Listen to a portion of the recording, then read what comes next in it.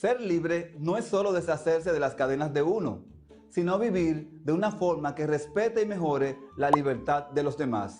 Nelson Mandela. Saludos, apreciados estudiantes. Qué bueno que estamos juntos nueva vez. Iniciamos la clase de hoy con el mismo entusiasmo porque seguimos alcanzando nuestros objetivos, aprendiendo y conociendo sobre los hechos importantes de la dictadura de Trujillo. Bienvenidos a la clase de Ciencias Sociales con su profesor Nelson de la Cruz. Sabemos que como cada día se han ubicado en un lugar estratégico y tienen a mano sus útiles escolares, cuaderno, lápiz y cuadernillo. Eso me indica que estamos listos.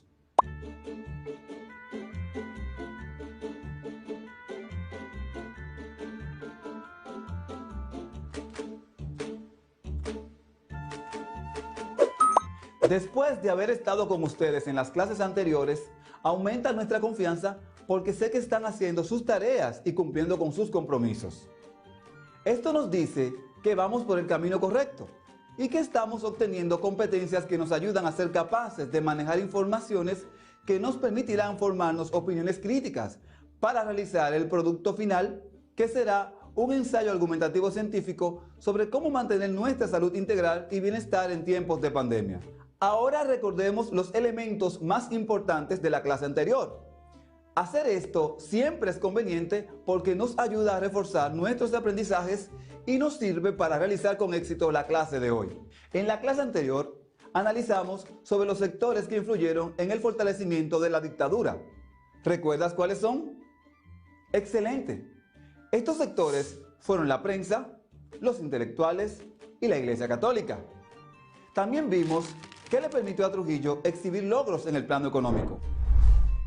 Algunos de estos logros son el Tratado Trujillo-Hull, recuperación de las aduanas, creación del Banco Central, creación del Banco de Reservas, creación del peso dominicano.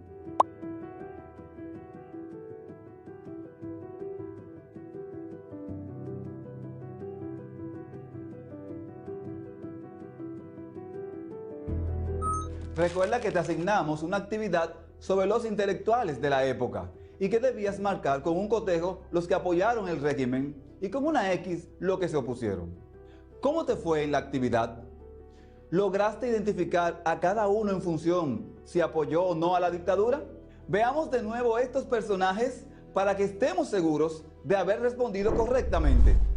Los intelectuales que apoyaron a la dictadura son Pedro Enríquez Ureña, Max Enríquez Ureña, Arturo Logroño, Francisco Prats Ramírez, Manuel de Jesús Troncoso de la Concha, Manuel Arturo Peña Pache, Tomás Hernández Franco, Rafael F. Bonelli, Emilio Rodríguez de Morici, Joaquín Balaguer, Pedro René Contín Aybar.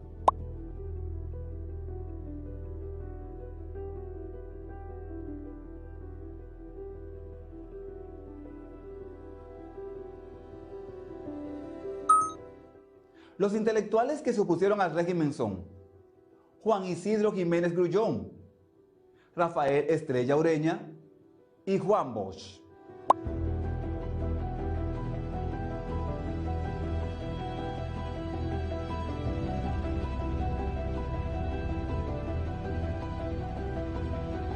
Algunos de estos intelectuales vivieron en momentos de dificultad, como Rafael F. Bonelli, Rafael Estrella Ureña y Arturo Logroño. Esto se explica por la actitud caprichosa del tirano, pero sirvieron al régimen la mayor parte del tiempo. La dictadura de Trujillo desde 1950 hasta 1960. Es evidente que la década de 1940 a 1950 fue la década de afianzamiento y consolidación, ya que la dictadura supo aprovechar las circunstancias y podemos decir que navegaba con el viento a su favor. Debes de recordar que la Guerra Fría fue un conflicto ideológico, económico, político, militar y deportivo que enfrentó a las potencias que ganaron la Segunda Guerra Mundial. La Unión de la República Socialista Soviética, URSS, que quería establecer un modelo comunista en todo el mundo, y los Estados Unidos, que pujaba por implantar un modelo capitalista.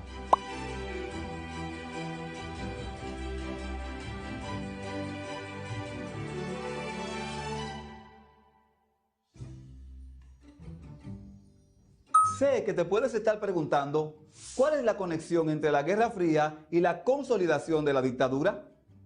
Para que la respuesta a esta pregunta sea más clara, veamos un video en donde se presenta la influencia de estas ideologías en el mundo en los tiempos de Trujillo. Presta atención a estos detalles para guiarte en la comprensión del tema y su importancia durante la última década de la dictadura de Trujillo. La dictadura de Trujillo en la década de 1950-1960 está dentro del tiempo que abarcaba la Guerra Fría. ¿Qué entiendes con la idea que dice, el mundo se hizo bipolar? ¿En cuáles renglones mostraban propuestas diferentes el capitalismo y el comunismo? ¿Qué buscaron hacer las potencias en conflicto en los países menos desarrollados? Si los Estados Unidos y la Unión de Repúblicas Socialistas Soviéticas no se enfrentaron nunca, ¿por qué se llamó Guerra Fría? ¿Y cómo esto influyó en Latinoamérica? La Guerra Fría fue un conflicto que dividió al mundo y enfrentó dos modelos diferentes, el capitalismo y el comunismo. Mira. Profesora, ¿qué significa Guerra Fría? Es el nombre que recibió el período que siguió a la Segunda Guerra Mundial y que se extendió hasta 1989. Estados Unidos por un lado y la Unión de Repúblicas Socialistas Soviéticas por el otro quedaron como las dos superpotencias mundiales de aquel entonces. Pero las diferencias que había entre ellas parecían irreconciliables e hicieron temer un enfrentamiento de proporciones inimaginables. El mundo se hizo bipolar. En realidad no se trató de un conflicto armado, sino de una competencia por lograr el predominio mundial. ¿Y cuáles fueron esas diferencias? Desde el punto de vista ideológico, se enfrentaron dos modelos antagónicos, el capitalismo y el comunismo, cada uno con propuestas sociales, políticas y económicas muy distintas. Además, políticamente, las dos superpotencias buscaron incrementar su influencia sobre terceros países, sobre todo entre los menos desarrollados. El surgimiento de la OTAN y del Pacto de Varsovia es clave en este periodo porque los conflictos entre estas alianzas militares hicieron peligrar la paz mundial en varias oportunidades. ¿Esta era una nueva guerra? Sí, se habla de la Tercera Guerra Mundial, pero casualmente esa guerra nunca se produjo y por eso el periodo se llama Guerra Fría. Fue un tiempo cargado de tensiones y conflictos y en el que las dos superpotencias probaban sus nuevos armamentos a través de guerras que promovían en otros países. Ya que hemos visto y escuchado el material audiovisual, volvamos a las pautas que te señalamos para ver cómo respondiste y comparemos las respuestas. La dictadura de Trujillo en la década de 1950 a 1960 está dentro del tiempo que abarcaba la Guerra Fría. Si tu respuesta fue positiva, estás en lo correcto. ¿Qué entiendes con la idea que dice, el mundo se hizo bipolar? Como habrás podido notar, el mundo se encontraba en disputa entre los Estados Unidos y la Unión de Repúblicas Socialistas Soviéticas. Si respondiste de esta manera, lo hiciste bien.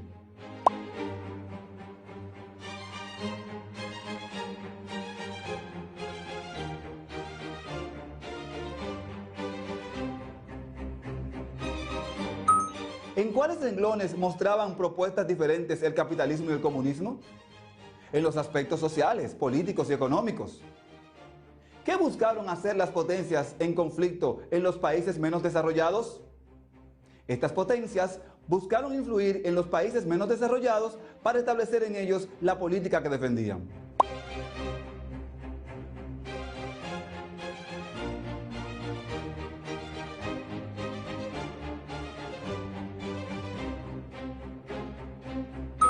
Si los Estados Unidos y la Unión de Repúblicas Socialistas Soviéticas no se enfrentaron nunca, ¿por qué se llamó Guerra Fría?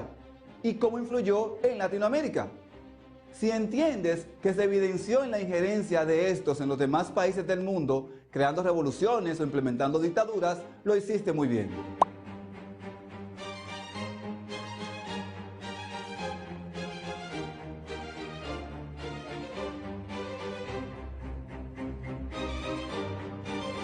Después de reflexionar sobre estas preguntas, podemos darnos cuenta que para la década de 1950, los gobiernos latinoamericanos debían establecer una postura sobre qué ideología defenderían y de quién recibirían la ayuda.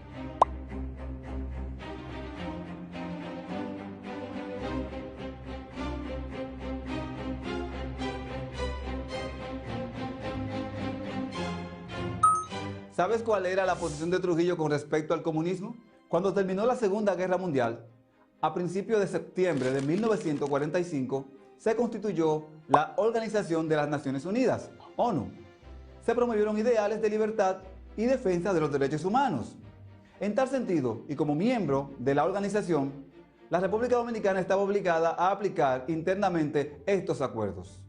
Con el marcado propósito de imprimirle un ambiente liberal a las elecciones generales que debía celebrarse 2 años después, el 16 de mayo de 1947, el dictador Rafael Leónidas Trujillo comenzó a permitir una pequeña oposición a su gobierno, especialmente en los sectores obreros y estudiantiles. Dentro de esta apertura promovida por el jefe, surgieron en el ámbito nacional y en forma pública pacífica 2 agrupaciones que se dedicaron a hacer oposición real y efectiva al gobierno: el Partido Socialista, PSP, y la Juventud Democrática, JD. Trujillo permitió por algunos meses las actividades proselitistas de esas entidades, pero al notar que iban creciendo y despertando a las masas populares, no tuvo escrúpulos en perseguir a sus simpatizantes, empleando una fuerte represión.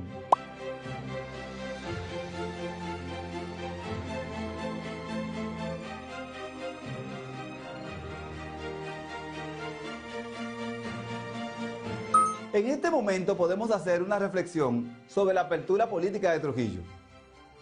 La apertura democrática de Trujillo en el contexto de la Guerra Fría fue una estrategia para identificar a los opositores o realmente estaba interesado en las libertades y la democracia.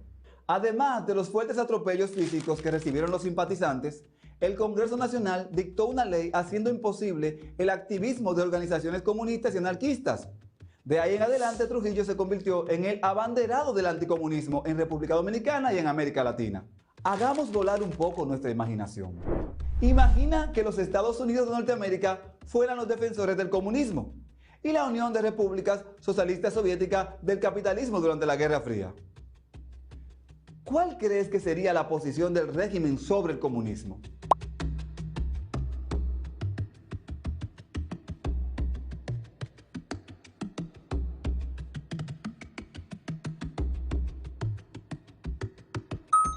Al responder que Trujillo estaría a favor del comunismo, has acertado, porque la actitud del régimen contra el comunismo obedecía al interés de recibir apoyo de los Estados Unidos. ¿Podríamos entender que esto es una especie de oportunismo? Aunque decretó la desaparición de los 2 grupos opositores, el Partido Socialista y la Juventud Democrática, el dictador decidió no ir solo a las elecciones. A mediados de las décadas del 40, la dictadura pasaba por momentos difíciles. La falsa apertura política que evidenció Trujillo, unida al contexto de la Guerra Fría, mostró a los Estados Unidos el peligro de que el régimen desaparecería. Es por esto que nuevamente repitió sus frecuentes alocuciones incitando la creación de nuevos partidos, lo que era muy factible dentro del clima democrático reinante. Esos discursos siempre caían en el vacío, porque nadie estaba dispuesto a caer en una nueva trampa que podía costar hasta la vida. Por órdenes expresas del mismo Trujillo, se formaron 2 nuevos partidos: el Partido Nacional Democrático, encabezado por Rafael A. Espaillat, y el Partido Laborista Nacional por Francisco Prats Ramírez. Por el oficialista Partido Dominicano, como era natural, corría el mismo generalísimo. ¿Con cuál ideología o modelo económico, capitalista o comunista, la Iglesia Católica mantenía mejores relaciones durante la época de la Guerra Fría? El concordato. El 16 de junio de 1954, la Iglesia Católica firmó un concordato con el gobierno del dictador Rafael Trujillo Molina. En el documento, las partes expresan: la Santa Sede Apostólica y la República Dominicana, animadas por el deseo de asegurar una colaboración provechosa para el mejor beneficio religioso y cívico de la nación dominicana, han decidido firmar un concordato. El dictador Trujillo le confirió mucha importancia al acontecimiento y expresó: somos humildes hijos de la Iglesia Católica, Apostólica y Romana, y reconocemos que la firme sinceridad de nuestra fe y nuestra constante práctica de la cultura cristiana han sido la causa primordial de nuestro triunfo frente a los infortunios que han manchado nuestra historia.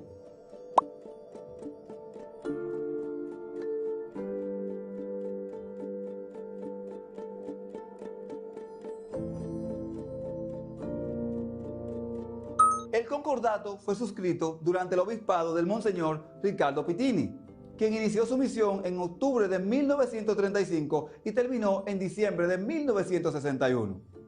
El concordato le confiere a la Iglesia Católica la misión de dirigir la orientación espiritual del pueblo dominicano y mantener a la católica como la religión oficial del pueblo.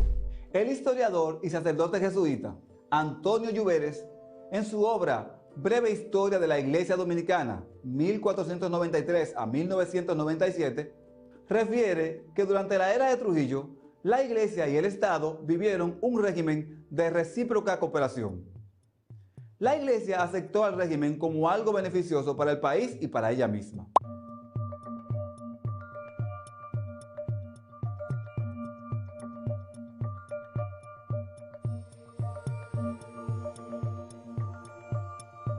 Aceptó facilidades legales y cooperación económica, necesarias para su ministerio, ya que además de las actividades religiosas, la Iglesia pasó a las labores educativas, hospitalarias, entre otras modalidades del apostolado.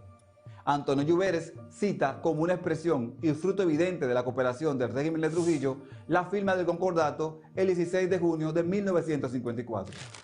Muy bien, hemos llegado al final de la clase de hoy. Recuerda hacer tu investigación sobre cuál era la posición de Trujillo con respecto al comunismo.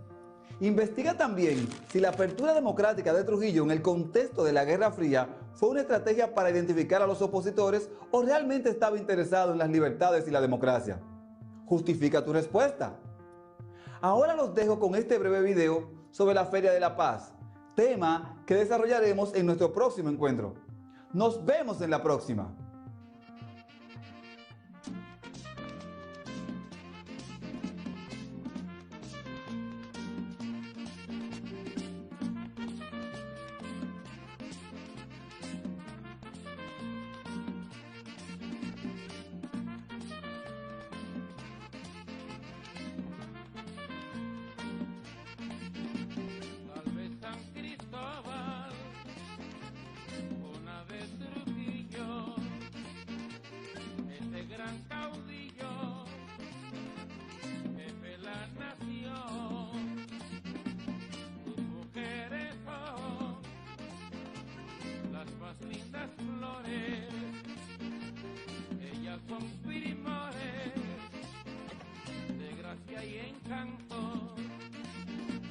Ellas son primores de gracia y encanto.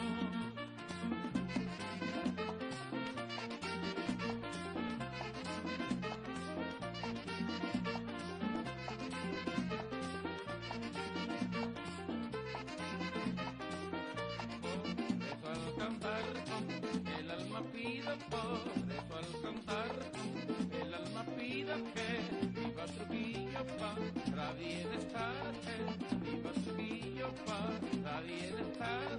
Trujillo Molina, Dios me lo bendiga, Trujillo Molina, Dios me lo bendiga por tu disciplina, Trujillo que viva.